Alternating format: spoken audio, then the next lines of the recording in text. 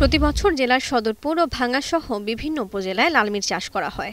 90 দিনের এই ফসলের চাষাবাদে দিন দিন ঝুঁকছেন চাষিরা। তবে এবছর হঠাৎ করে বৃষ্টি এবং শীতের কারণে কিছুটা প্রভাব পড়েছে উৎপাদনে।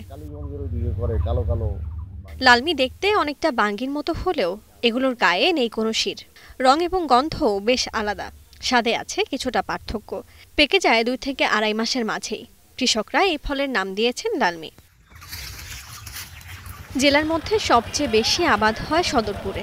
ক্ষেত থেকে তুলে পাশের সড়কে রাখলেই বিক্রি হয়, নিয়ে যান বিভিন্ন জেলার পাইকাররা। 90 দিন আগে লাগাইছি, লাগাই এখন আমরা এই তিন রোজায় থেকে বেচতেছি। রোজার মাসে রোজার ফল হিসেবে পরিচিত, কারণ ইফতারির টাইমে এই ফলটা খুব বেশি চাহিদা থাকে মানুষের। দামের দিক দিয়ে এবার আলহামদুলিল্লাহ প্রত্যেকটা চাষি খুব ভালো পাইছে। গড়ে উঠেছে অস্থায়ী হাটও। স্থানীয় চাহিদা মিটিয়ে রাজধানী সহ দেশের বিভিন্ন শহর ও হাট বাজারে যায় এই ফল। সকাল 8টা থেকে দুপুর 12টা পর্যন্ত চলে এই হাট। প্রকারভেদে 100 লালমির দাম 1000 থেকে 3000 টাকা পর্যন্ত।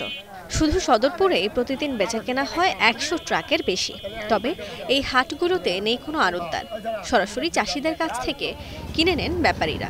এই পণ্য বিক্রি করে দেখা গেছে আমাদের বাংলাদেশের সারা জেলায় ঢুকতেছে এবং কি এই পণ্য বেচে আমাদের কৃষক লাভবান হইতেছে। লালমিটা মোটামুটিভাবে খাওয়ার জন্য খুব বিখ্যাত, বাংলাদেশের সবখানে যায়। 52% জমিতে লালমি চাষে 25 থেকে 30 হাজার টাকা খরচ হয়। বিঘা প্রতি বিক্রি হয় 80,000 থেকে লক্ষাধিক টাকার। চাষ সহজ সহ খরচের তুলনায় লাভ বেশি হয়, চাষিদের আগ্রহ বেশি। ফলটির চাষ সম্প্রসারণে চেষ্টা চলছে বলে জানান কৃষি কর্মকর্তা। কোনো ধরনের প্রসেস ছাড়া এটা যেন নিরাপদভাবে আবাদ করা হয়, যারা ভোক্তা তারা যেন নিরাপদে একটা ফসল পাইতে পারেন, এটা চেষ্টা আছে আমাদের। এবং এই জন্য আমরা কৃষককে পরামর্শ দিই তারা যেন জৈব সার ব্যবহার করেন, ফেরোমন ব্যবহার করেন, তারা যেন জৈব কীটনাশক ব্যবহার করেন।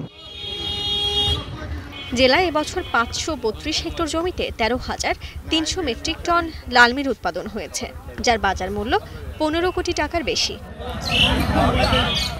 এখন ফরিদপুর।